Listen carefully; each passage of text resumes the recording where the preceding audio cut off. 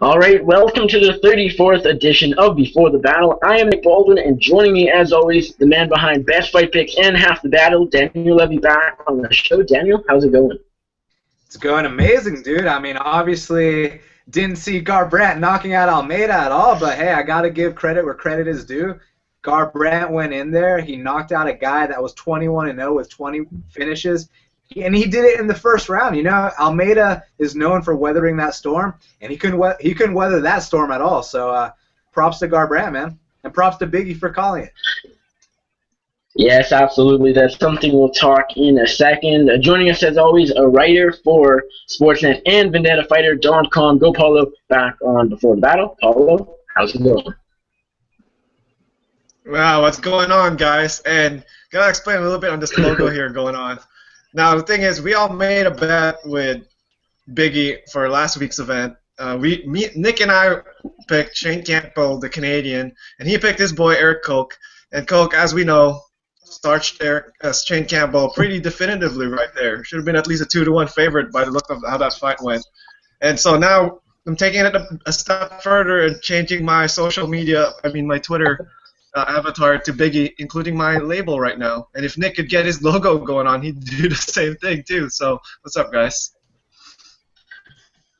Absolutely, that's something. Yeah, very bold prediction from Mike Biggie Rhodes here, UFC veteran, middleweight fighter. Mike, how's it going? It's going good, man. I just gotta let everybody know I'm not here to take part. I'm here to take over this analysis game here. Thanks for having me, man. Yes. Hot streak going. Yeah, no kidding. So it seems like the day the event you start betting again, open up that account, put in some money. Seems like it works out. I'm sure you cashed in on both Cody Garbrandt and, of course, Eric Koch.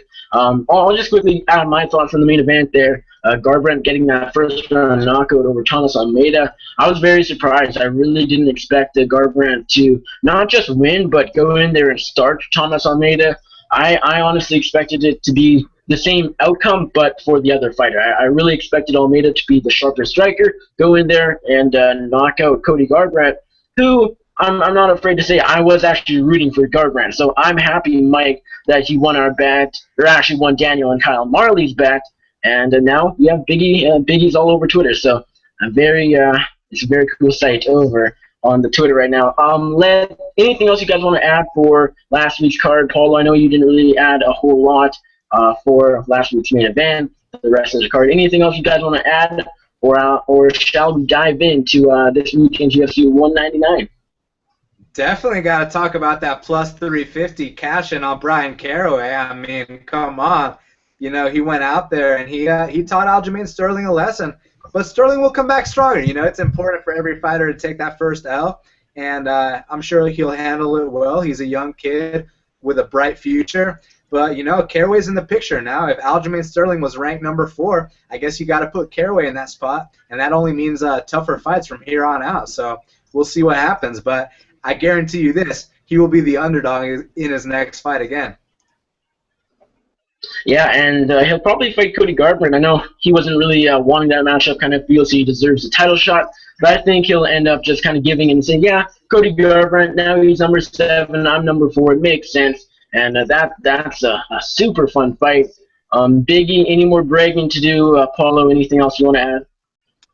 I don't want to brag anything. I just want to say how how exciting and how excited and how, happy I am for my teammate, Eric. Yeah. He's been through it, man, and trust me, we've lived together and lived in an apartment that didn't have any electricity, and we didn't have anything in there. So me and Eric have went through some tough times together, sleeping in the gym, doing stuff like that, man. Going to different businesses to be able to get air conditioning during the summer. So I know how hard this fight layoff has been for that kid. He's never done anything but fighting. Fighting is who he is, and it was awesome for him to come back and get a victory, man. And I'm just extremely happy for him. Yes, absolutely. Now, Paulo, give me your thoughts on the main event.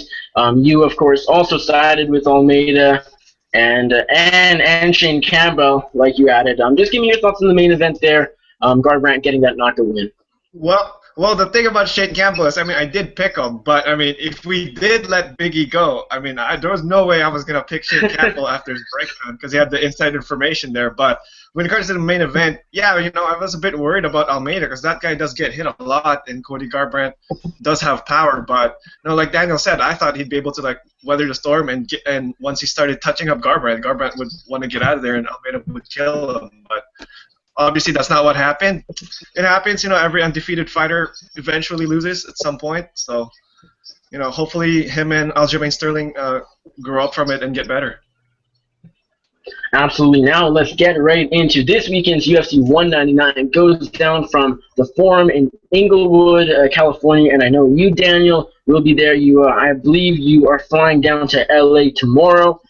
So it's a fun card, top to bottom. We'll start out. First fight of the night on UFC Fight Pass, we got Paolo Reyes taking on the fake we'll go with fake Dong Hun Kim in this one. Daniel, I'll start with you. Are you going with the Maestro here or Marco Polo Reyes? Polo Reyes is more of a brawler. You know, he's from tough Latino America. He's got no takedown defense, but he does have a get-up game.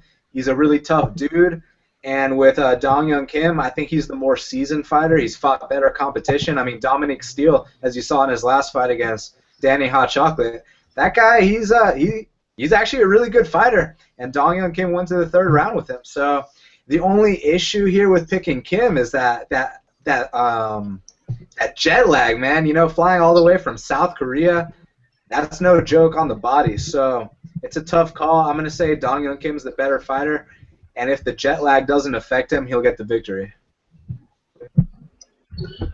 Michael, I'll go to you. Are you going with Polo Reyes here or Dong Hyun Kim? Dong Hyun Kim here. I wasn't very impressed at all with a lot of the fighters that came off of the Latin Ultimate Fighter. So Dong Hyun Kim, like Daniel said, he's the more experienced fighter. I think he will be able to get the takedowns. I think he will be able to control the scrambles in the ground game. And I think that will ultimately lead to a decision victory for him. Now, Paulo, are you going with the Reyes here or Kim? Yeah, we're going to make it a hat trick for Mini Dong here.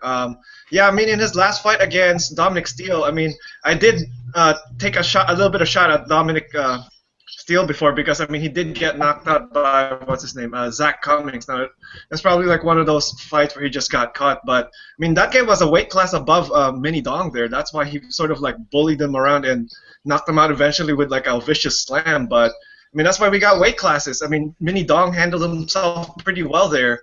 And, yeah, he's just a better fighter than Polo Reyes. Although I like Polo Reyes. This guy's a brawler, man. This guy's the type of fighter that fans would cheer for. But in this case, he's the lesser skilled fighter, and I think Mini Dong's going to come away with a win here, as long as he doesn't get caught. I mean, but you could say that for most fights. So.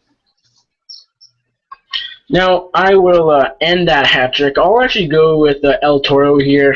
Like you guys kind of added, he is a brawler, and Dong Hyun Kim, even though he was fighting at welterweight against a very tough fighter, Steele, he did get knocked out, and it was quite the brutal knockout. So I can't really be too confident in his chin, even going up against a lightweight fighter.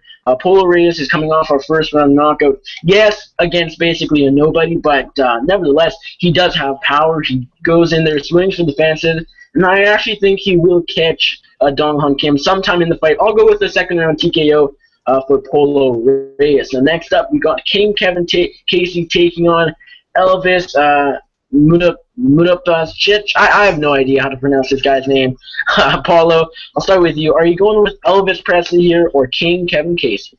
Well, if I'm not mistaken, I think it's Mutapcic, I think. But I could be wrong, so anyway, maybe Cody Safdich has that buzzer going on that next time. But yeah, I'm going to go with the King here. And it's interesting because we got two Kings here, and we got another King coming down this card. So this card has a lot of Kings going on, but I think Mutapcic is going to be the winning King in this card. The thing about Kevin Casey is, like, the King, Kevin Casey, I mean, this guy's a little bit of an internet YouTube sensation in some backhanded kind of ways, if you know what I mean. Just look him up on YouTube and you're going to know what I'm talking about. But one thing consistent about Kevin Casey in his fights is he gasses, man. And when he gasses, he starts looking for the door. Now, the thing about Mutapcic is he's not significantly so much better than Kevin Casey anywhere where you can see, like, oh, yeah, this is his definite path to victory. But one thing about him is he's a grinder and he's tougher mentally. So first round, I think it's going to be a close fight. Around the second and third, when Casey starts to gas and starts to look for the door, Mutapcic is going to win the fight. So I got Mutapcic here by decision or late stoppage. Daniel, are you going with Elvis Mutapcic here or King Kevin Casey? Which King is going to win? Well, I think it's Elvis the King Mutapcic versus Kevin Queen Casey, because I think Mutapcic is going to finish him, relatively quick, and he's going to make him quit.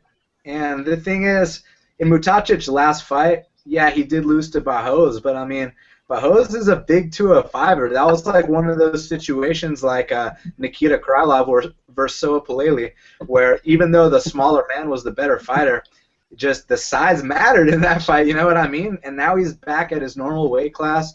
This is a seasoned vet of the game. He beat Sam Alvey. He's beat a bunch of guys. He's going to get the victory here via finish. Biggie, which King is going to win this fight? Yeah, I'm not breaking the mold right now. Seems like we're going to be agreeing on a couple fights here. I'm taking Elvis Mutapcic. He's resident of Iowa, Des Moines, Iowa, so I got my Iowa boys here. And I'm just not a fan of Kevin Casey's. Once you pop for steroids, you're just kind of a chump in my book. And, he like you say, he looks for the door in a lot of fights, in a lot of ways. So Elvis will be able to negate the jiu-jitsu of Casey, and I think that his wrestling, his pressure will break Kevin Casey, and he'll quit late in the second round.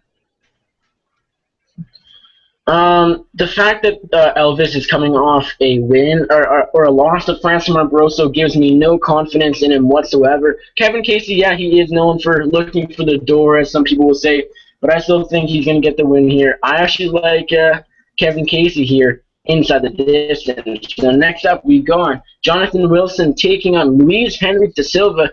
Biggie, I'll start with you. Do you like Johnny Bravo here or Frankenstein? I like the names that you're using here. I'm gonna go with Frankenstein here, but for me, this fight is kind of, two guys that I'm not extremely familiar with. I just think that Frankenstein will be a little bit more the aggressor in the fight, and I think that we're seeing it now with a lot of the judges. They typically score for the aggressor, even though, it's not a big disparity in damage or output, but I think that Frankenstein will get a decision here. Daniel, are you going with Johnny Bravo, Jonathan Wilson, or Luis Henrique? I got Jonathan Wilson, man. I think that if you look at both their records, they both pretty much fought total cans, except that Henrique da Silva finished Ildemar Alcantara in his last fight. But if you watch that fight, dude, he looked like total shit in that fight. Like, he got dropped, he got taken down, he was getting pounded out, and then they stand back up. He gets Ildemar in the clinch, and out of nowhere, Ildemar flops to his back and quits. There was no punch or knee thrown or anything. He just stopped fighting, and the ref stopped it. So you look on the record, and you're like, oh, man, he KO'd Alcantara, a guy that's never been finished before. But you watch the fight, and, it wasn't looking too pretty. I think Jonathan Wilson is the more athletic guy. He's just, based on watching them both fight, he just seems like, he's got that knockout power. He's athletic. He's a specimen. So I think he'll knock out Henrique da Silva. Paolo, who are you picking in this light heavyweight matchup? Yeah, I'm going to complete the hat trick again, and I won't be surprised if you fade all of us and go with the other guy again on this one, Nick.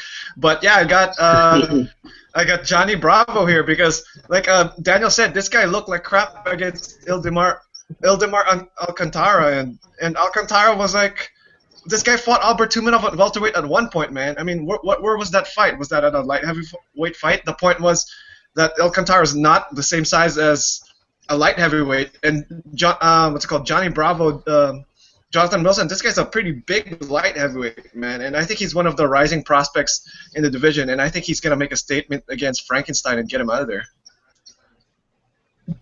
Yeah, I wasn't overly impressed with Henrique. Wait, this is a different Henrique than who I was thinking of. I was thinking this was the guy who fought Gano in their debuts. That's not the case, though, right? No, there's two guys, and I think one of them fights at heavyweight and one of them fights at light heavyweight. I think the guy that you're referring to, didn't Francis Ngannou put him away? I think that's the guy. But yeah, the guy here, that's right. Yeah, it's different. Yeah. Okay, same guy to me. Whatever. Both Luis Henrique. I'm actually going to agree with you guys here. Jonathan Wilson. I actually am pretty high on him. In his last fight, I thought he looked good. Both are undefeated. Wilson has had a couple UFC fights, maybe just one I can't recall. But Wilson, like you guys mentioned, more athletic, and he is quite small, though. And Henrique is actually a big 205er. I believe he actually used to fight at heavyweight. So the size advantage could be interesting. He's 3 inches taller. And like I said, he definitely has to cut down quite a bit to get to 205. So that's going to be an interesting part, but I think Wilson will be able to move away from Henrique shots and things like that and just be able to actually knock him out.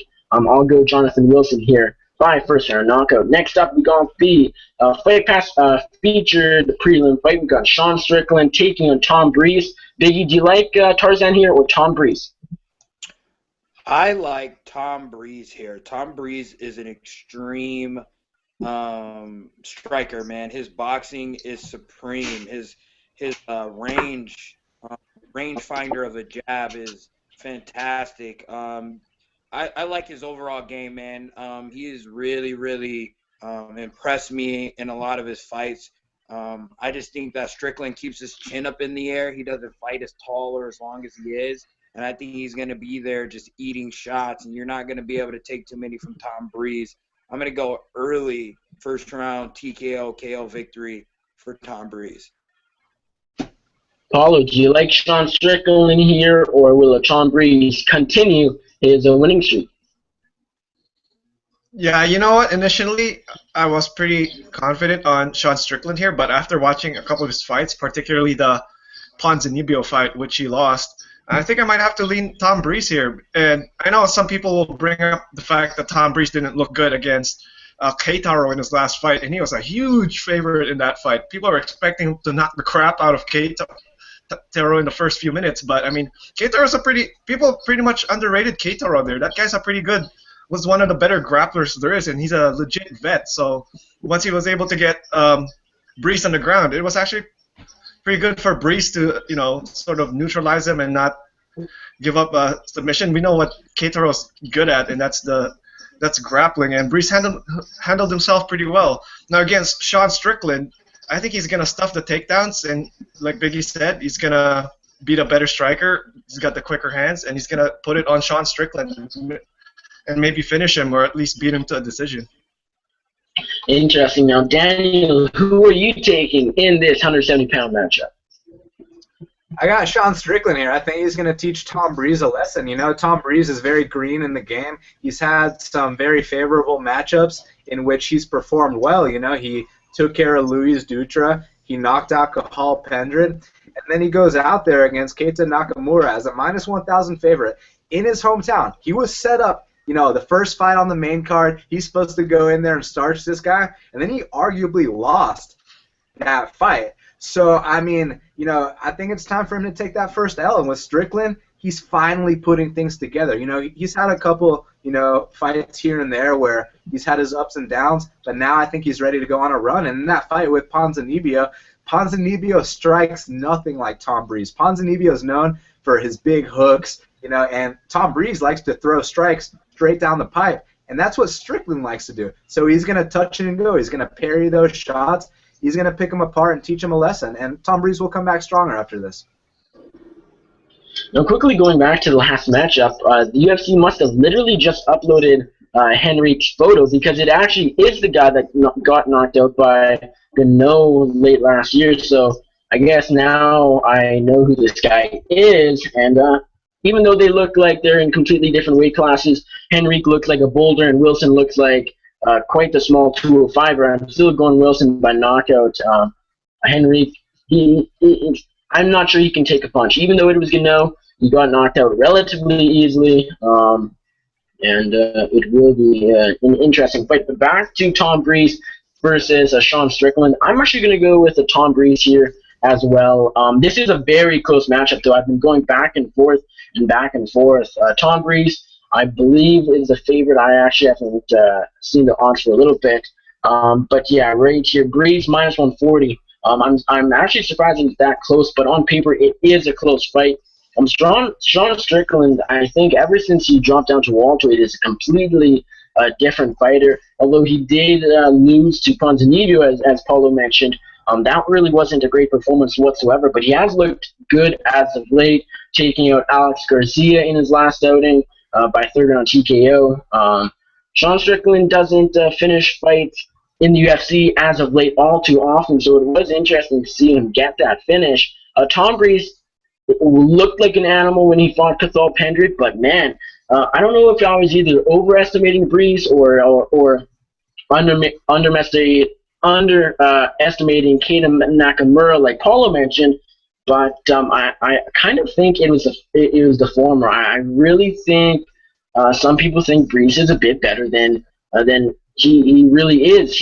I still believe to this day he should have beat Keita Nakamura inside the distance, and Nakamura made it a fight and had an argument to win that fight. It would have been a kind of poor decision in my opinion, but I wouldn't have complained too much considering some of the decisions we are already used to. So man, Tom Breeze is a very dangerous guy on the feet and on the ground, but I'm not sure he's able to put it all together quite yet. Will Sean Strickland be able to be that guy to upset Tom Breeze and kind of be that Brian Caraway to Aljamain Sterling realize maybe I'm not this guy who's next in line for a title shot. Maybe I do need to go back to the drawing board a little bit and just kind of improve my overall game. I don't think Strickland will be that guy, but I do think that guy is coming. Maybe in his next fight, Tom Breeze should be able to outpoint Sean Strickland, but nothing would surprise me in this matchup. Like I said, it's a very close one. I don't think it's a finish. I think Breeze wins by a close decision, possibly even a split. Next up, opening up the Fox Sports 1 prelim card, we got Cole Miller taking on Alex Caceres. Daniel, who do you like in this featherweight matchup? Well, I think that Cole is the better fighter, but the better fighter doesn't always win. And I think the fact that he was supposed to fight his hero, BJ Penn, and now he's fighting Alex Caceres, that's got to be a little discouraging for him. That's got to kind of be like, fuck, that's got to fuck with him. And he's a guy that, he's quit in the past. It is what it is, even though he's a Georgia boy. He's not from ATL. He's from Macon. Let me let you know that real quick. But, in that Ehlers fight, I thought he could have continued, and, it is what it is. 18 fights, Facebook, you know what I'm saying? So, maybe Caceres can get the upset here, but Caceres is a 500 fighter for a reason. I think he's had, too many street fights, too many MMA fights. He's a little punchy too, but I think he's got more of a will to win than Cole. So maybe he can win it, but Cole's got better technique everywhere. Obviously, his ground game is no joke. Long, crisp, straight striking. But let's see if Caceres can show up here and win. Who knows? Biggie, who do you like in this matchup, Cole Miller or Alex Bruce Leroy Caceres? I like Cole Miller in this fight. I like to agree with Daniel on a lot of the things that he said. Bruce Leroy has a lot of fights, man, and he is a little punchy, but he is super tough. I mean, even if you watch the fight when he was supposed to lose to my teammate Sergio Pettis, he got hit with some hard shots, and he looked to be out of there, and he was able to, fight his way back in and end up submitting Sergio, late in the third round. I just don't think he'll have that outlet with the jiu-jitsu prowess of Cole Miller. So I see him being submitted in the second round. And Paolo, Cole Miller or Alex Caceres? Yeah, I'm gonna have to agree with the two with the both of them on Cole Miller here. The only thing about Cole Miller is, yeah, he's got really great jiu-jitsu, as we said, but he doesn't really have that good of wrestling. But with Caceres, I don't think he needs to worry about that much, because Caceres doesn't really have that much good of a takedown defense as well. I mean, that's what usually happens when you've got these guys who are really tall and lanky. I mean, their center of gravity is pretty high up, so it's pretty hard to maintain their balance in there. So I think once they clinch up, or once it gets to the ground, I think Cole Miller's gonna out jiu-jitsu Alex Caceres, so to speak, and probably get a submission. Yeah, this is going to be a grappling matchup. I think Cole Miller will beat Alex Caceres on the ground. I think he's better, has better grappling. I think he'll pick up a quick submission victory, actually, to get back into the winning column following that no contest with Jim Ehlers. Yeah, I'm going Cole Miller here by first round submission. It's really just hard to trust Bruce Leroy just as a fighter anymore. I do like that he moved up in weight, but still, he's a bit kind of just wins and losses all the time. Like, you never know where Caceres' head is going to be at and things like that. So he can show up and sometimes he can't. So I'm going Cole Miller here by a first round submission. Next up, we got Jessica Andrade's 115-pound UFC debut. She takes on former title challenger Jessica Penn. Daniel, who do you like in this women's strawweight matchup? It's interesting because, Andrade is dropping down to – she's dropping down 2 weight classes in this spot, because they don't have flyweight in the UFC for the women's division. And we've always said she was a bit small at bantamweight. So now she's fighting in the proper weight class. And with Panay, she's coming off a life-changing beating. She had facial reconstruction surgery after Joanna beat her down. So we don't know if she's going to come back the same fighter, but I would say she's the better fighter. Andrade is like a pit bull. She likes to bully people. Her biggest weakness is that she tends to expose her neck from time to time. Out of nowhere, she'll just give up her back and get choked out. And she did it in 2 fights in a row. Against Mraz. Mraz wasn't able to capitalize, but she did take her back. And then with Raquel, obviously she capitalized. So now it's a question of, is Jessica Panay going to show up, in top form, or is she still, feeling what Joanna just did to her? I'm going to go with Andrade for the upset here. Biggie, are you going with the underdog here, Jessica Andrade, in her debut at 115 in the UFC, or will Jessica Penn get back into the winning column? Good. I'm taking Jessica Panay here. I got a chance to be behind the scenes on The Ultimate Fighter on the season that she was on. Jessica is phenomenal on the ground, and I'm picking her just because of the holes in Jessica Andrade's game on the ground. Like you said, she tends to give up positions on the ground, exposes her neck, and trust me, Jessica Panay is not someone you want to do that against. She was just recently awarded her black belt in Brazilian Jiu-Jitsu. She also has really crisp striking down the middle, down the pipe. She's long for a 115-pounder. Now, she did take a beating that was hard to watch from Joanna Jędrzejczyk. So, just interesting to see how she comes back from that. But she works at that 540 studio that a lot of the other women all train at. They work on their wrestling, their judo, and definitely jiu-jitsu there. And I think that her newfound movement, being at Alliance, will make her striking a little bit better and lead to some judo throws that will eventually lead to a submission. And, women cutting a lot of weight, it's not good. It's harder for them, to lose as much weight, especially if they're doing it the water way and, with the new UFC's rules and stuff like that. I just think that weight cut's going to be a little much for Jessica Andrade, and I see Jessica Panay getting the finish. And Paolo, which Jessica will win this fight?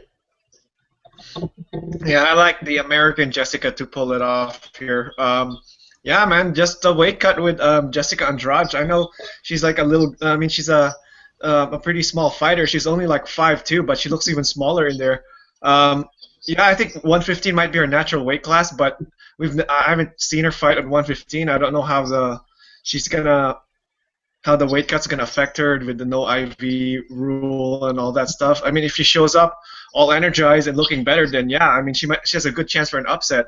I mean, Penny has really good jiu-jitsu. She's got good striking, but the thing about her, she does get hit a bit quite too much for my liking. And the one thing you don't want to take too many hits from is Jessica Andrade, because she'll just keep coming for you, and when she smells blood, she's gonna try to finish you. But I can also see a scenario where she's hurting Jessica Panay, then she gets too aggressive, makes a mistake, and Panay subs her. So I gotta go with the more technical and mentally sound fighter here in Jessica Panay to get the W.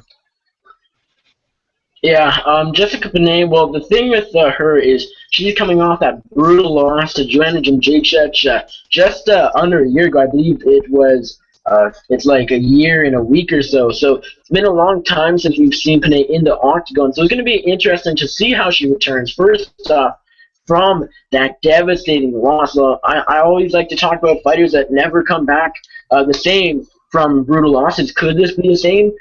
I would lean towards no. I just don't think it was that bad of a loss. Although it was brutal, I don't think it went on long enough to be the same as like Brown and the RDA taking on Pettis fight, things like that. But Andrade, like you guys mentioned, coming down to strawweight, you can't really be confident in that. I know I've already mentioned it when we were talking over the past couple of weeks about fighters dropping down. Big E is probably doing the right thing by moving up. He feels he can't get down to welterweight comfortably anymore, and he doesn't even have to have the IV ban or anything like that anymore. So, fighter like Jessica Andrade dropping down, I can't really be confident or even pick a fighter dropping down in weight unless they're so small that the weight cut really won't be an issue. And I know it won't be an issue. In this case, I don't know it won't be an issue. It very well could be. And Panay, just at the end of the day, is probably the better fighter everywhere. She's Andrade is probably a bit more of a scrappier fighter. I think she's the more powerful fighter, but Panay should be able to outstrike Andrade. Actually, maybe even take her to the ground and submit her. But either way, I like Panay to win this one by decision. Then next up, we got the top number 10 lightweight fighter Beneil Dariush taking on Daniel Levy's boy James Vick. Daniel, how's your boy James Vick going to win this fight?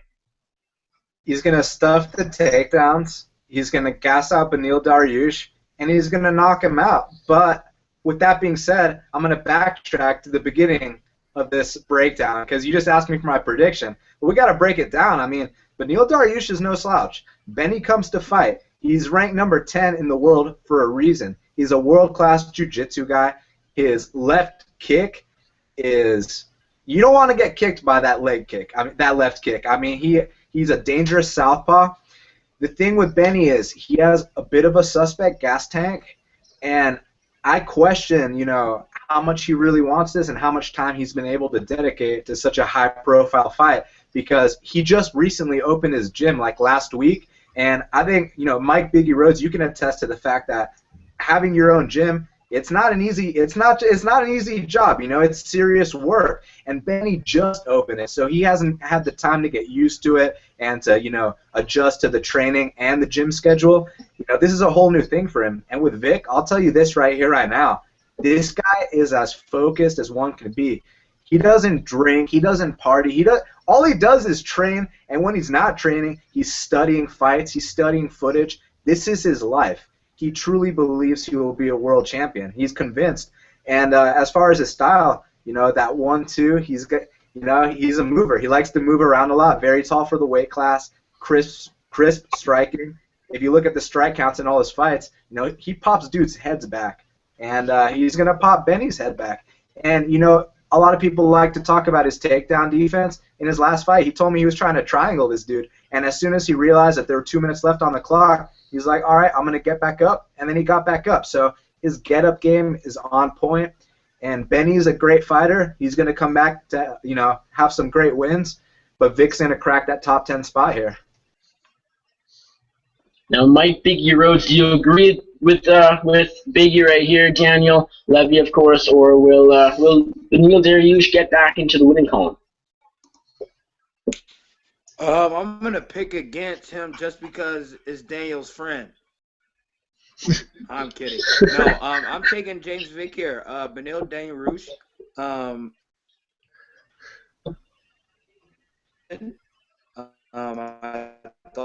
he had lost that fight. I think that he might be overlooking James Vick here going into this fight. And like Daniel said, I know for a fact opening up a school and trying to train and get ready for a fight, if that's something that you're just now doing, that could be taking a huge toll on him. You know, I've been open a year and it still takes a toll on me. So, you know, some outside influences does make it what makes it way into the fight. And I think with the movement of James Vick, he'll be able to wear Beneil down. He's not used to that kind of movement. And as long as James Vick can get up from the bottom and stuff the takedowns, I feel like he would have the advantage on his feet. I'm taking James Vick in this fight. Paolo, do you agree with both Biggie and Daniel here? Will James Vick pull off the upset, or does Dariush get back into the winning column? You know, I'm on Dariush here, but after how Daniel obviously just broke it down, I'm not that confident on Dariush now. Like you said, opening up your own gym, we all know what that did to Mark Munoz. He went on like a real long skid there ever since he opened up his gym because he got too busy dealing with his family, dealing with, you know, his gym. I mean, running a business is never easy, man. And I mean, you're also training to be a fighter, which is at least a part-time job, if not a full-time job. So that takes away a lot in your mind. And I mean, he is coming off a loss to Michael Chiesa, a loss where some people were questioning if he should have tapped or if he shouldn't tap. I mean, that was his first submission loss, and we were also high on how good this guy was on the ground. This guy is championship level jiu-jitsu, and he tapped like that. So you gotta just wonder where his head's at these days. But I mean, on paper, he is the better striker, and he's got the better jiu-jitsu. And the thing about tall fighters is they can be susceptible to like body shots. So I think if Dariush like tries to exploit that on Vic, he could have his opening. But it's gonna be a tough fight. I can definitely see Vic winning, but I'm gonna lean with Dariush here slightly. Yeah, this is an interesting fight, and I gotta right off the bat say that I have Beneil Dariush on my podcast this week, and it's something that Daniel actually brought up to me. Like I sort of noticed it, but I really thought about it when he brought it up. When we were chatting, he basically said Beneil Dariush, he doesn't sound all that great. Is it the weight cut? It's probably the weight cut, but you could look into it more and say, yeah, he doesn't sound like, it sounds like he's still on that loss, still worrying about that loss to Michael Chiesa. And is that possible? Yes, it is. Like you're coming off the second pro career loss. Like he hasn't lost too often, and of course that's going to be in his head for a little while. But it's an issue if it still is in his head. He should be thinking about it, but he should be more thinking about let's get this win over James Vick. Let's rebound from this loss. Not I'm still so upset about this loss. And like you guys mentioned, opening up the gym. He opened it up 3 days ago. Again, I'm not. I can't say. I can't say that was the smartest move. Yeah, it was probably planned 2 or 3 months ago, and this fight wasn't. He hadn't even lost to Chiesa 2 or 3 months ago. But still, he could have moved the day or like whatever. The fact is, you don't open up a gym less than a week out from a fight against a guy like James Vick. You just shouldn't do that. Now he's having to teach an extra class. I'm not like that would be very bad if he was still teaching that extra class at night 2 days out from the fight. So I'm hoping that's not the case, but you never know. Just everything going on in Beneil Dariush's life right now makes me want to pick James Vick for the upset. Makes me believe Vick is more focused. Vick, and he does have the tools to win. His ground game is no joke. But at the end of the day, despite everything I said, I do think Beneil Dariush wins this fight because of his skills. I don't think everything I talked about will play into the fight enough that James Vick pulls off the win, because I think Dariush is simply the better fighter. I honestly think he can win this fight on the feet or on the ground. I'm actually going to go with Beneil Dariush by decision here. I don't think he catches James Vick on the feet, or that'd be actually very surprising if Dariush knocked out Vick. And I don't think he submits Vick. Vick is still a very good fighter. He's not ranked, so some people will just look at that and say, oh, he's not that good of a fighter. But you look, his record, it speaks for itself. He's undefeated for a reason. this guy is legit, and I do think he is a future top 10 guy, but I don't think that time is now. I do think Dariush gets back into the winning column. I think he picks up a decision, just outpoints Vic on the feet, on the ground, wherever it goes. I think Dariush will be able to show off his skills with a decision win and the first loss of Vic's career. But like the reason I mentioned everything I did before, the gym, him not sounding the best on my podcast, go listen to Dariush on Daniel Levy's Half the Battle. Sounds way different. So that's really all I want to say about that. But just keep that in mind when you're breaking down this fight. Now, next up, we got the headlining fight on Fox Sports 1. We got Brian T. City Ortega, 10-0 with a forced 1-0 contest, and Clay the Carpenter Guida. Biggie, are you going with the undefeated Ortega or Guida? Once again, I can't root for or wish good things towards another fighter who is popped for steroids. Brian Ortega. Him and Kevin Casey are probably helping each other out a little bit. Clay's hard to submit, but he has been submitted. I think it was Brad Tavares who got him, and Tavares went and got whooped. This fight's a little bit harder to pick, but I'm going to go with Clay the Carpenter Guida to grind out the younger, more athletic fighter in Brian Ortega. I think Clay's going to make it really ugly, make Ortega uncomfortable, and I think he'll be able to grind out a victory and avoid the submissions. Clay's very tough on the ground, and so I can see him doing enough, to stifle a young guy who is essentially on the uprise. Daniel, are you going with Brian Ortega or Clay the Carpenter Guida? I actually really like that pick of Clay Guida. I was actually thinking about this all week. When this fight was initially announced, I was like, yeah, Ortega should smoke him, but then I thought about it more. Guida's no slouch. He's been around this game a long time. He's got victories over Pettis, victories over Rafael Dos Anjos, Nate Diaz, Josh Thompson. He's beat the who's who. So here's the thing. He can obviously get caught with a submission because Ortega's no joke. They call him T-City for a reason. And, the dude's triangle chokes are just absolutely nasty. So it's about not getting caught here. If he doesn't get caught, he can get that top position, grind him out. He's known for nullifying dudes. But Ortega's a different level of jiu-jitsu. You type in, Brian Ortega, Henner Gracie on YouTube, you can see those two rolling, and, it's no joke. So Ortega could submit him at, any moment in this fight. He's also very tough.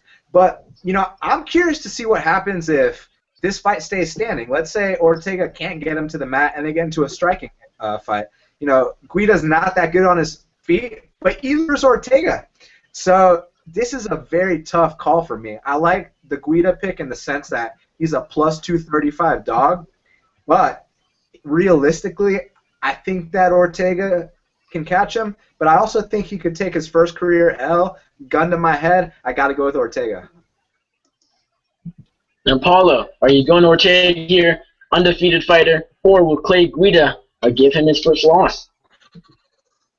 Yeah, from a betting perspective, I definitely like Clay Guida here. But if we're just picking straight up who wins 1-1, then I gotta go with Ortega here. Clay Guida's been around for so long. He's got like 6 more losses than Brian Ortega has wins. And at one stretch in his career, he beat what's it called? Let's see. I got the record up here. He beat Rafael Dos Anjos, who's like the UFC champion now. He beat Takanori Gomi, who was like the Pride champion and who was the GOAT lightweight outside of BJ Penn in his time. He beat Anthony Pettis, who was the former UFC champion. And he also beat Hatsu Hiyoki, who was a Dream champion, and Nate Diaz. So this guy's beating the who's who. But that's the old Clay Guida. Clay Guida now has been like a Christmas tree in his record. He's been alternating wins and losses. And when you watch that fight against Hatsu Hiyoki, he was riding Hatsu Hiyoki out from top position there, but Hiyoki, who's a really slick jiu-jitsu fighter, and I kind of regret him being cut now, and I won't be able to see him fight other great jiu-jitsu fighters like Ortega. But arguably Hiyoki won that fight because even when he was on the bottom, he was still doing more work than Clay Guida. And if that fight was probably fought now, judges would have probably scored it more for Yoki then. So I think we might see worst case scenario for Ortega. That might happen. Guida might ride him up from top, but he's gonna stay busy from the bottom. He's gonna look for subs. He's gonna probably keep attacking him, and he's probably gonna get the decision that way. But best case scenario, he's gonna starch Guida and submit him and get him out of there early. Yeah, this is an interesting fight in the sense that, honestly, Guida could grind out Ortega. Ortega seems to be fairly inactive early on. You saw in his last fight with Diego Brandao, now former fighter, former UFC fighter, of course, and criminal basically. Ortega, Brandao won those first 2 rounds. Brandao absolutely won those first 2 rounds, outstruck Ortega, and I was kind of thinking, what the heck is Ortega doing? Undefeated fighter. Brandao is not really that great, and he should be submitting him. And of course, he goes in there, submits Brandao in the 3rd round, and it was all good. But I'm not sure he can do that against a gritty fighter like Clay Guida. Now, Guida, I'm not that high on him. I don't really see how anybody can be at this point. He's getting up there in age, and he's just not that great anymore. Training at Team Alpha Male, I think I kind of added this in his last fight, breaking it down. It was a good move, but will that change his game? I don't think so. Moving gyms when you're a bit younger or even in your prime, good idea. It definitely can change you. But when you're Guida must be past 35, right around there. So I'm not sure training at Team Alpha Male now is going to do really anything for Guida. Brian Ortega is very, very good on the ground. Guida can definitely grind out to Ortega with his wrestling. I can't say I'd be shocked, but I actually think that's going to happen in the 1st round. Ortega will be a bit of a slow starter. I think he'll pick up the pace a bit quicker this time than in that Brandao fight. I think he submits Clay Guida in the 1st round, or in the 2nd round, I mean. I hate to say it, but MMA math kind of comes into play, in my opinion, with Thiago Tavares. Ortega submits Tavares. Tavares submits Guida. They're all kind of grapplers, wrestlers, whatever you want to consider them. Guida, of course, more the wrestler, and Ortega, Tavares, the grapplers. But they're all ground fighters, so I think that kind of makes sense. Ortega is just the better fighter right now. And I do see it playing out on the ground for the majority of the fight because both guys really don't have much on the feet. So I'm going to Ortega by 2nd round submission. But don't be shocked if Guida is able to pull off the upset. Now, next up, opening up the main card, is the return of the other king, Bobby Green, taking on the Diamond, Dustin Poirier. A really fun matchup to kick things off live on pay-per-view. Daniel, Poirier or Green? You see this WC hoodie right here?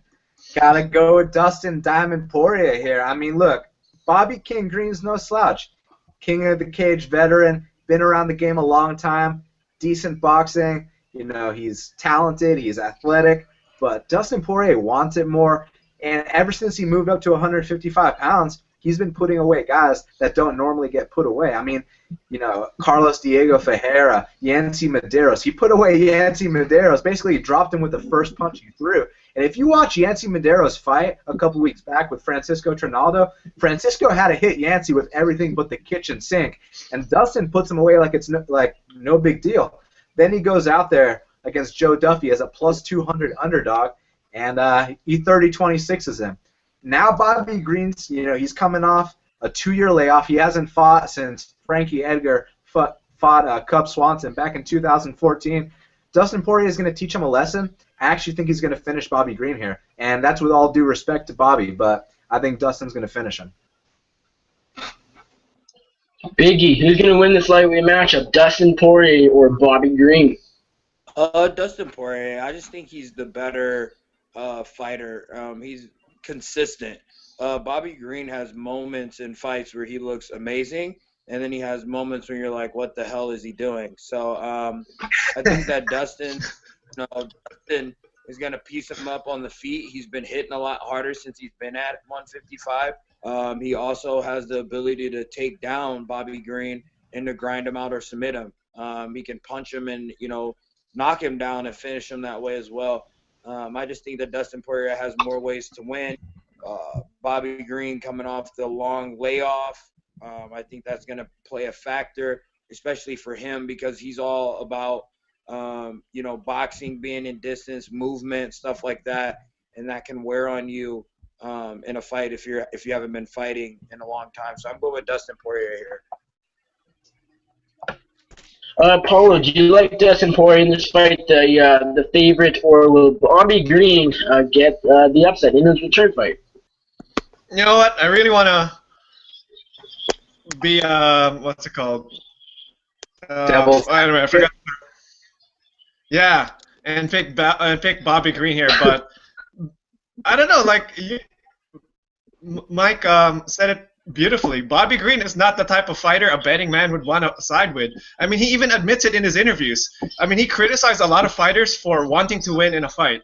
Basically, he said like fighters are not fighting for fun or for the fans anymore. They're fighting, they're fighting strategically. They're fighting sound. And I mean, they have to when half your paycheck is dependent on you winning. I mean, why wouldn't you, right? But that just goes to show what the type of fighter that he is. He's the type of fighter he wants to go in there. He wants to put on a show for the fans, even if that might cost him, the fight. I mean, it was a perfect scenario against Edson Barboza. I mean, Edson Barboza was having none of it. Bobby Green was walking forward, hands down, telling Barboza to hit him, and that's what Barboza did. He kept hitting him, and Bobby Green couldn't counter-strike back, and he lost the fight.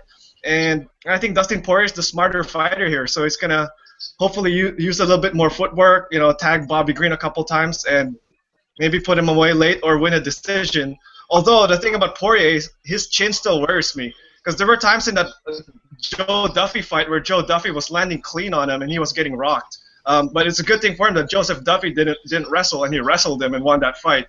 But yeah, I mean, if he takes too much shot from Bobby Green, that could be trouble, but he probably won't, so I gotta go with Dustin Poirier here. Yeah, I'm going to Dustin Poirier here as well. Fairly confident, too. The thing with Bobby Green, you can't go in picking Bobby Green and confidently. The thing, well, first off, the layoff. That's a big issue. He hasn't fought since the Edson Barboza loss in November of 2014, so it's been quite some time since we've seen Bobby Green in action, so that's definitely an issue. Never like to pick fighters coming off over a year layoffs. I know stats-wise, it seems like I believe the number is right around like 60% of fighters coming off layoffs lose, something like that. I believe it is the majority though, and just his mind, his mentality. I know a lot has happened in the life of Green, and that's not his fault. He's lost a brother. I believe his brother was actually shot. So of course it's very sad, but still, you got to take that into consideration. I'm not sure where Green's head is at. He says he's completely kind of over it. Well, he's never going to be completely over it, but he's good enough to fight. He does. Mentally, he's a bit more stable now. I can't take his word for it. I'm not sure where his head is at still. And skill-wise, Dustin Poirier is the better fighter. Ever since he's moved up to lightweight, again, something that happens so often. Guys move up and suddenly look better. Dustin Poirier has looked really, really good since moving up to 155 pounds last year.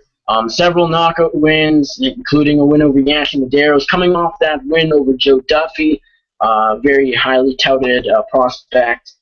Joe Duffy, of course. So Poirier, I don't think he stops Bobby Green. I think Green is tough enough to kind of just weather Poirier's storm, weather his storm for the entire 3 rounds. But I do think Poirier outstrikes him by quite a bit. I think Poirier pretty decisively beats Bobby Green by decision here. And next up, we got a middleweight matchup between Dan Hendo Henderson and of course Hector Showweather Lombard. Biggie, are you going with Hendo here, or will Hector Lombard pull it off? I'm going with the American here. I'm going with Dan Hendo, the old guy, to get it done.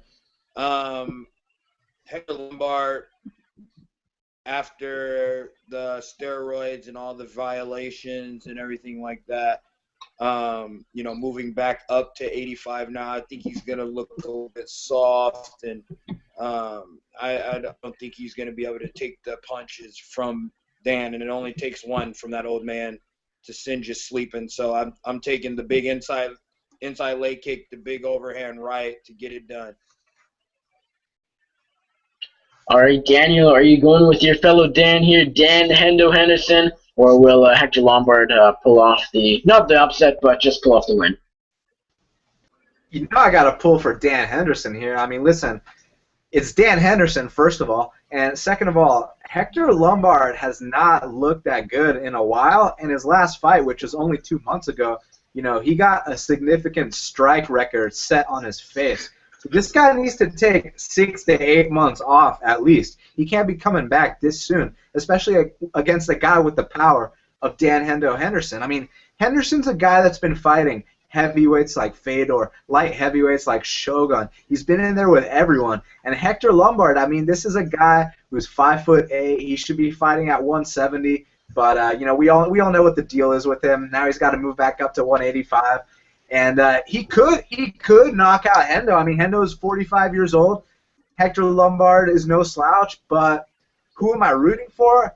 I'm rooting for Dan Hendo Henderson all day, and especially in his hometown of California. I hope he knocks out Hector Lombard. Paolo, I know I was actually in a hangout when Dan Hendo last won, and we were both pretty pumped that he knocked out Tim Bosch there. I'm going to assume you're rooting for Dan Hendo, one, because it's Dan Hendo, and two, he's fighting Hector Lombard. But realistically, does he win this fight, or will Lombard pull off the win? I'm going to take it a step further and says he's going to knock out Hector Lombard here. The thing about Hector Lombard is this guy's not that good of a striker, man. I mean, he looks like a good striker because he's fast, he's explosive, and a lot of his opponents worry about the threat of the takedown, his wrestling, so that opens him up a bit more. But the thing is, he's not really that good, man. And we all know with Dan Henderson, all you need is that one opening for him to land that H-bomb. And like Daniel said, he had an epiphany about Hendo landing that H-bomb way back when he knocked out Tim Boach. I think the H-bomb's going to make a comeback, and it's going to knock Hector Lombard back to Bellator or wherever. So, yeah, I got Dan Henderson by H-bomb KO here. Now, I hate to say it because how can I root against Dan Hendo? Although I am a fan of Lombard, unlike most people, I got to go with Lombard here. I think even though he's not super technical on the feet, nor is Dan Hendo Henderson, he literally has his hand out there ready to throw the H-bomb, of course. Sometimes he lands, but more often than not, as of late, he doesn't. I don't think he lands the H-bomb against Hector Lombard. I think Lombard will actually be too quick for Dan Hendo, who, of course, could even step away from the sport after this fight, win or lose, especially if he loses, of course. Hector Lombard doesn't have to be technical, though. That's the thing. He can go in there and bull rush Dan Hendo like he did to Neil Magny, and I don't think Dan Hendo is just quick enough to get out of the way. I think Lombard couldn't land, and he is very powerful, as we saw when he fought Neil Magny. He nearly finished Magny. You could argue that the fight should have been stopped, and then, of course, for Magny, it should have been stopped in the second, and finally was in the third, but that's not the case here. Hector Lombard, he has more gas left in the tank. He actually is getting up there in age. I want to say he's close to his mid-30s or so, but Dan Hendo, he's 45. He just can't contend with top contenders anymore, and I still look at Hector Lombard as a top 10 guy. I think unless he really leaves himself open, rushes in there in 30 seconds like he did against Magny, and literally has his hands down, then yeah, Hendo probably wins it by knockout, but if he plays it a bit more safe than he did last time, but still is aggressive, still has power, still does what Hector Lombard does, I think he does get this one done. I'm going to go with Hector Lombard by knockout here, but I would be very, very stoked if Dan Hendo pulls it off. Now, next up, Max Holloway taking on Ricardo Lamas in a very, very intriguing featherweight matchup.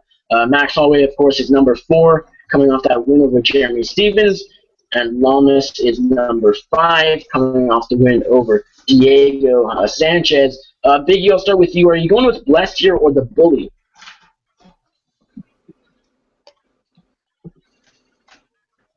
Biggie? Oh, sorry. I'm taking Max Holloway in this fight.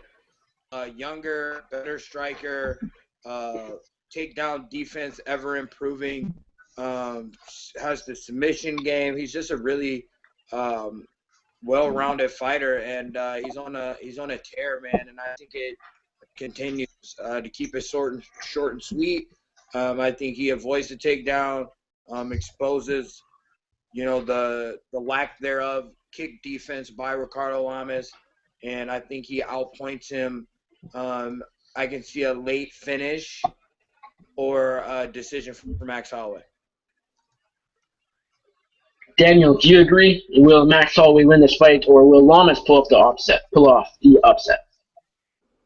I got to go with Max Holloway here. I mean, Blessed is going to make it 9 straight wins. He's going to get a title shot. I mean, this is a potential future champion you got here. And with Lamas, when he had his title shot, he ran away from the fight the entire time. Now, look, I get it. Lamas has beat strikers before. He beat Cook. He beat Swanson. He beat James Krause. But in 2016, I got to go with Max Holloway, and I do believe he will finish Ricardo Lamas late in the fight. Paolo, will Max Holloway continue his very impressive winning streak, or will Lamas pull off the upset? You know what? I kind of feel a bit bad for, well, not really bad because he's winning, but the thing is, Max Holloway has 8 wins in a row, and in most divisions in the UFC, you're probably a champion by now, or you've at least fought for the belt. But because the featherweight division is so stacked, and because Conor McGregor is doing what Conor McGregor does at welterweight or wherever else, the division's kind of held up, and now we got Max Holloway having to take this unnecessary fight against Ricardo Lamas, and it's bad because I think he's gonna lose this fight, man. I mean, more than likely, Max Holloway is gonna piece up Ricardo Lamas, put on a clinic, and win and get his title shot. But I mean, I'm looking at his record, and I know his takedown defense has been greatly improving, but he hasn't really fought a lot of guys who have that much wrestling in his fights. They're usually guys who have either good jiu-jitsu, but they don't have a lot of great wrestling, like the Bronx, or they're strikers like him and lesser strikers. So he beats them. But with someone like Ricardo Lamas, I mean, there's always that threat if Lamas manages to get him on the ground. I mean, Max is probably going to bounce back up, but what if he can't? What if Ricardo Lamas keeps him on the ground, wears him out, and beats him up, and makes it close enough for him to steal a decision or wins the fight? And I think that could entirely happen here. I'm not really a fan of Lamas. I'm a huge fan of Max Holloway, so I want Holloway to win, but I'm going to pick Ricardo Lamas to pull off an upset here. Wow, interesting. I got to go with Max Holloway here, the favorite. I think he keeps on the feet. Lamas' best bet in this fight is to take it down, like Paulo, you mentioned.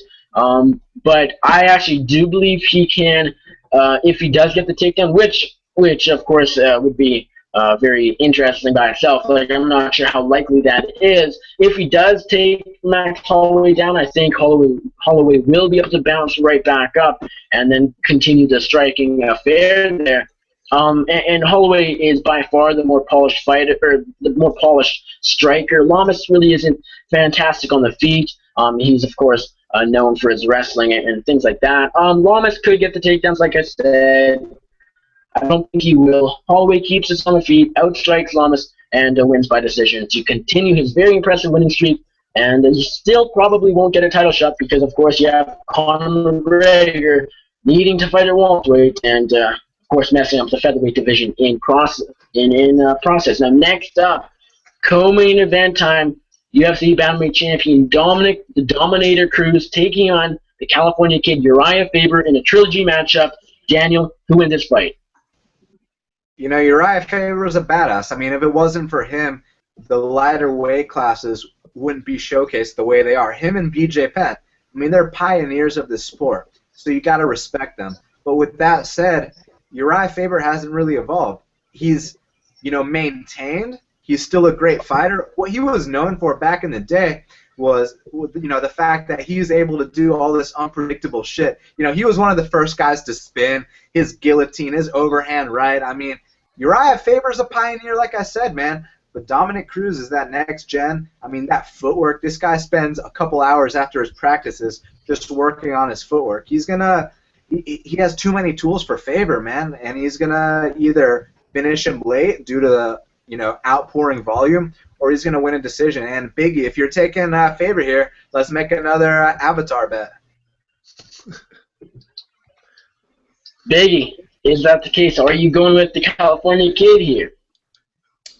I think that Dominic Cruz is going to win. Do I want him to win? Hell no. Who am I rooting for? Faber. I would love to see Faber go out there and guillotine the shit out of Dominic Cruz, shut him up, get the belt, retire, walk away from the sport, and just be finished, man. And I really hope that is the case in this fight. But I do think that Dominic Cruz will do another outpointing of someone in a very lackluster type of fight. Now, Paolo, are you going with the California kid here, Uriah Faber, to finally get that UFC title he's always wanted? He's a big underdog going in. Cruz looks like he could be the better fighter. Does Cruz retain, or will Uriah Faber gain? You know what? I want to pick Faber, not because I'm a huge Faber fan. I was during his WEC days, because like Daniel said, the guy's a pioneer, man, for the lighter weight classes. I mean, nobody really knew what the 145 and below weight classes were until Uriah Faber started running things in the WEC. So, I mean, him winning the UFC title would be like poetic justice in a sense, you know, sort of like a little bit of like an lifetime achievement award kind of thing. But that's not how it works in MMA, man. I think Dominic, and the thing is, he's never evolved, and he's lost a step since his last fight with Dominic Cruz. I mean, in his first fight, that fight was kind of close, actually. He was landing the harder shots against Cruz, although Cruz was winning on points. So I don't know if he's going to be able to land the same shots he did on Cruz before, man. So I want to say he does, and he pulls the massive upset here, but I think it's going to be Dominic Cruz by decisionating. If Uriah Faber is able to take down Cruz and get that guillotine in the first round, just like Biggie, I will be very, very, very happy. Uriah Faber, I would say one of my favorites, and it would be very cool to see him finally get that UFC title after all these years, not being successful. First off, in a lot of title fights, of course, especially in the UFC. So that would be cool. But do I think it's going to happen? I don't think so. Dominic Cruz, he's too. His movement is what's going to win him this fight. Just kind of like it won him the title back when he fought and beat T.J. Dillashaw back earlier this year. Uriah Faber is probably going to find himself punching the air and not actually Dominic Cruz's face. Will he connect? Yeah, he will, but if he could actually knock out Cruz. He has hard enough power, large enough power to knock out Dominic Cruz, but I don't think he'll be able to land the hard shots on Cruz. I think Cruz is too quick. He's too athletic. His movement will be a key in this fight. And like you guys mentioned, Faber really hasn't evolved. He only narrowly beat Frankie Saenz, who, although probably underrated, he's not the best fighter out there. He's like top 10 at best, in my opinion. And he kind of had a bit of difficulty beating Saenz. It was a bit of a clear decision, but Saenz did win a round, if I recall correctly, and looked all right in that fight. And then before that, he lost to Edgar and beat a few guys. Caceres, Rivera lost to Barral. So he's been up and down.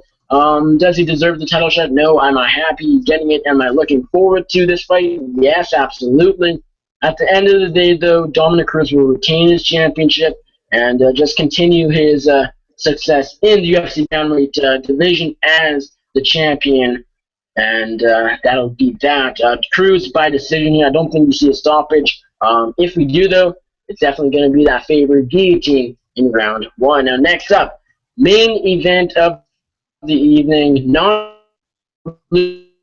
Rockhold taking on Mike Bisping in a rematch with the middleweight title on the line. Biggie, I'll start with you.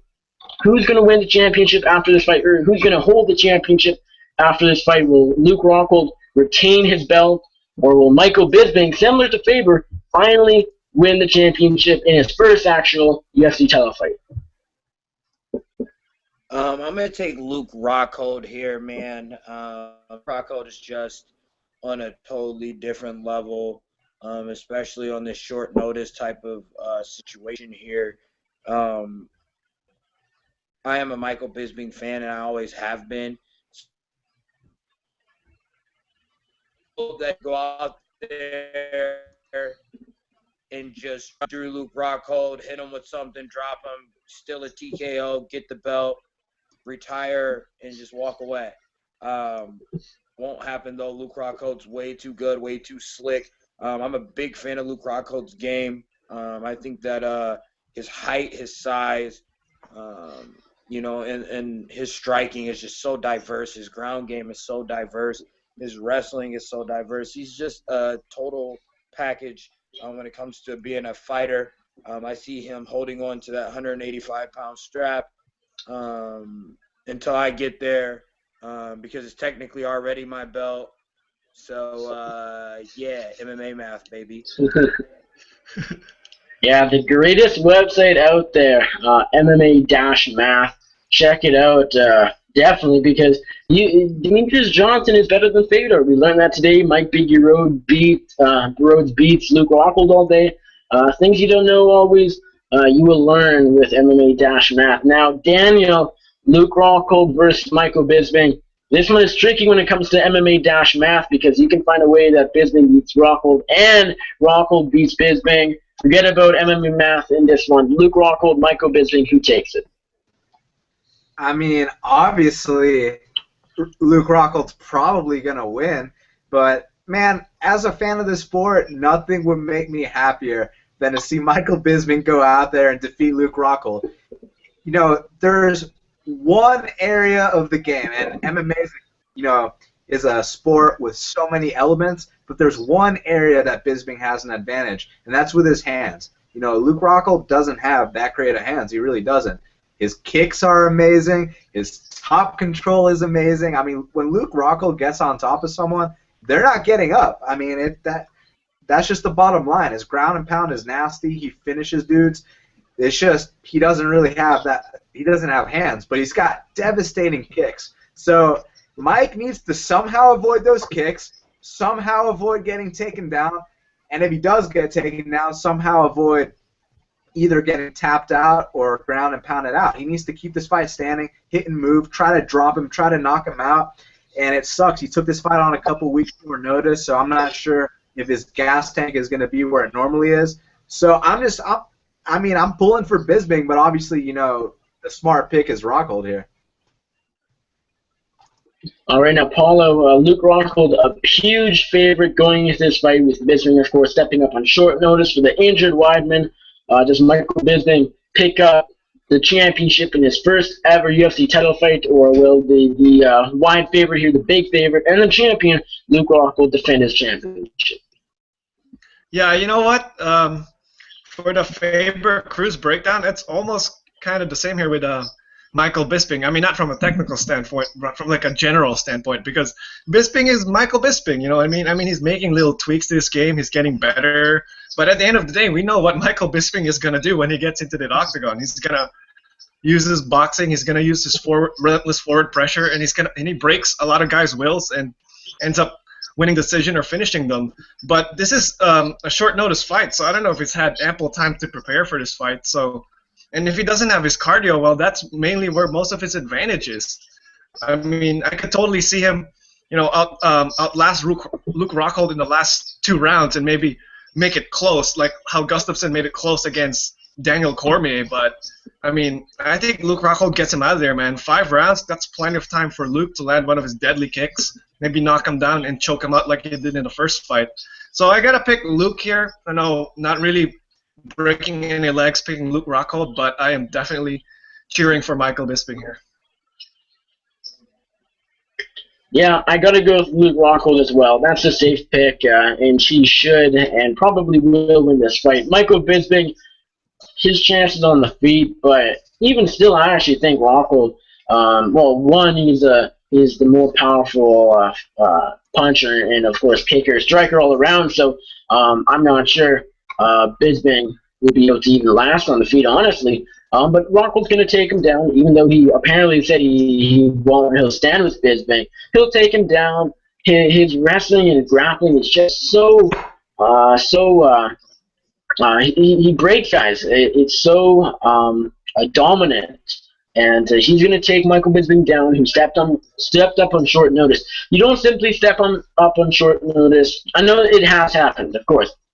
fighters do step up on short notice and pull off these massive upsets. But most of the time, you don't step up against the middleweight champion, Luke Rockhold, a fantastic fighter, and to go in there and beat him. And Michael Bisping, he is on the decline in my opinion. Coming off the Anderson Silva win, people may say otherwise, but just look at who he, just look at his skills overall, and he definitely is on the decline. He's aging. He's just not necessarily the same fighter, but coming off the Anderson Silva win, that gives him a mentality to say, hey, I just beat the greatest of all time fighter. So, I mean, it's going to be interesting. I think it could be closer, but I think Rockhold goes in there, takes him down, and uses his vicious ground and pound to TKO Michael Bisping, either in the first round or second, possibly even the first.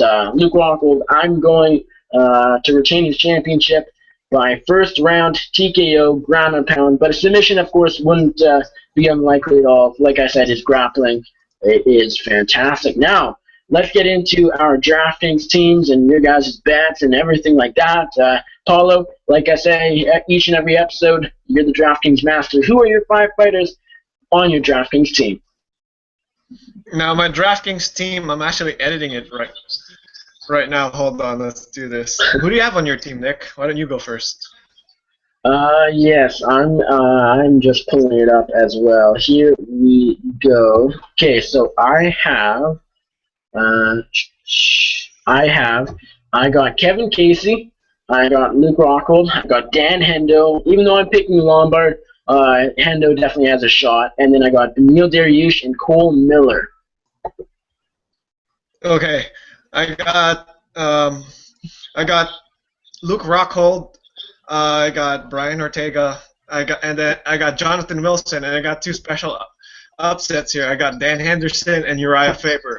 Because the thing about Hendo is this guy will either get you no points, like what Belfort didn't get me the other day, or he's gonna come away with 100-something points, and at a really cheap price. You need someone like him on a top-heavy team.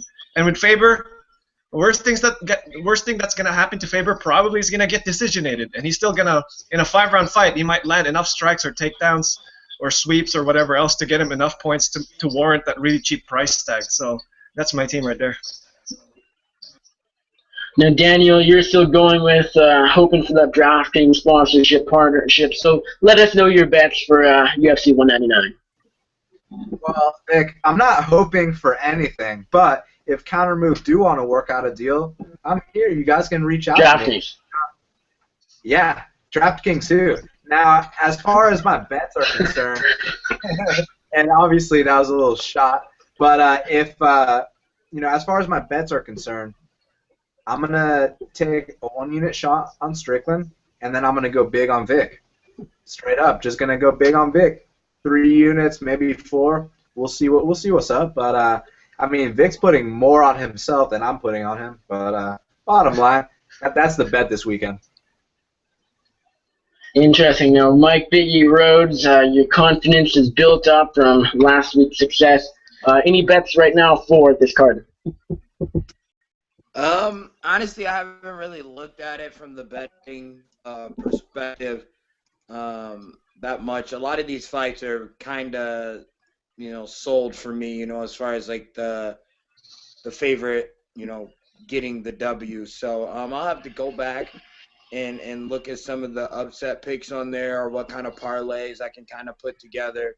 I'm slowly working my way back in this betting game. So, who knows? I'll try a couple parlays here or there and see. I'm not putting up units now that I found out what units means. I'm not putting up units on these people. So I'm keeping it small and steady right now, yielding a couple victories, and still in a little bit of cash, and then we'll start talking about units. So you'll see my for bettings on this fight.